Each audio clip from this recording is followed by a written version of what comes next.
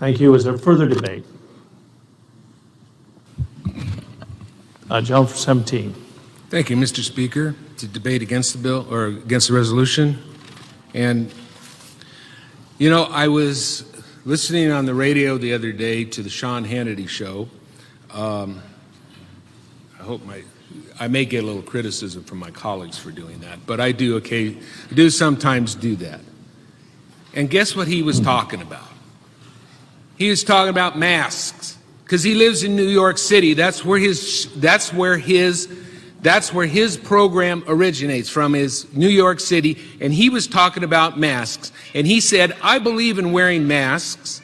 He said, I believe in wearing masks because it's what we can do to fight the common enemy that we have. And you know what that common enemy is? It is not each other. It is the virus. The virus is the enemy. Now, President Trump has said that wearing a mask is patriotic. And I'm not just going to limit this to masks, but since that is one of the most frequently talked about topics of the governor's various orders, President Trump has said it's patriotic. Our governor has said, wear a mask. It's something that you can do to fight the virus individually. And our mayors have said this. Our Congress has said, we're going to borrow $3 trillion. Borrow $3 trillion.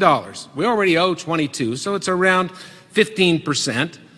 15% increase to keep this economy afloat. And this economy is artificial at this point. It's not real. We're getting these checks.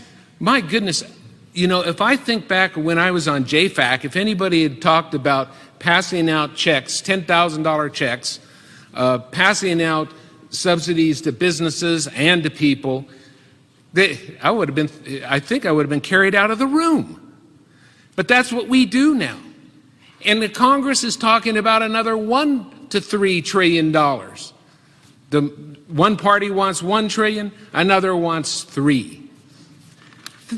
And the thing is that they will vote for that. The most important bill we have before this legislature of the three or four bills, is a bill for legal immunity. Now, why is there this big push for limited legal immunity in this legislature? Why is this special session so necessary to open our schools? And I won't talk about that bill anymore. But I would ask you that question. Why has all this happened? It's because people believe that the virus is real. They believe that it is a problem. They believe that it is important enough to have a special session. It's important enough for the President of the United States to say, wear a mask, it's patriotic. It's important enough for Sean Hannity to say, wear a mask.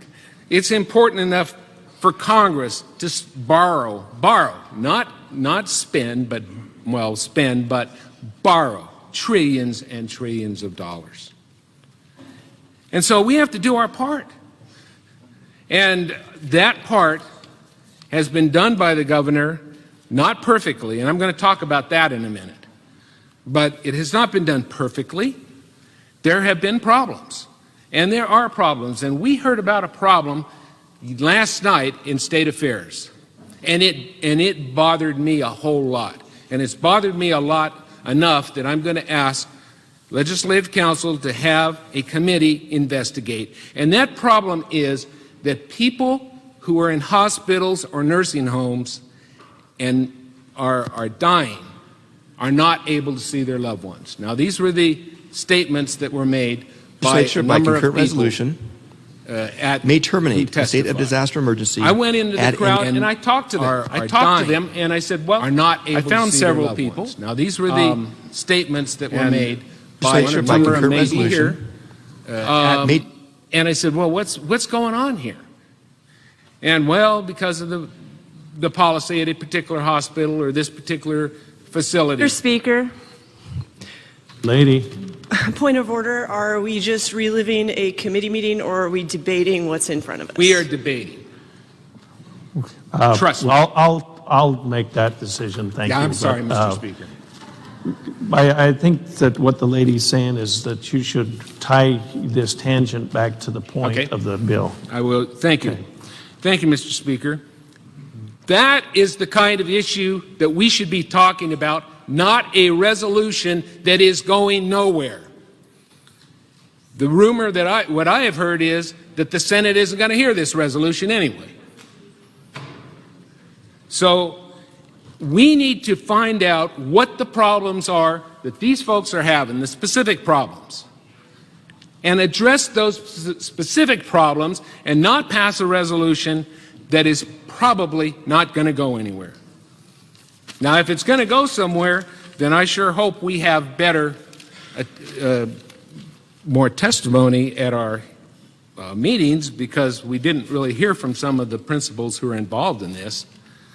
But at any rate, I urge you to vote no on this, and I urge you, every one of us, to try to figure out what we can do to make the implementation of the various orders better, and if that requires legislation, if it requires an investigative committee, we do that as an alternative. I don't think it's fair for me to just say no. And good lady, I'm sorry I got sharp with you.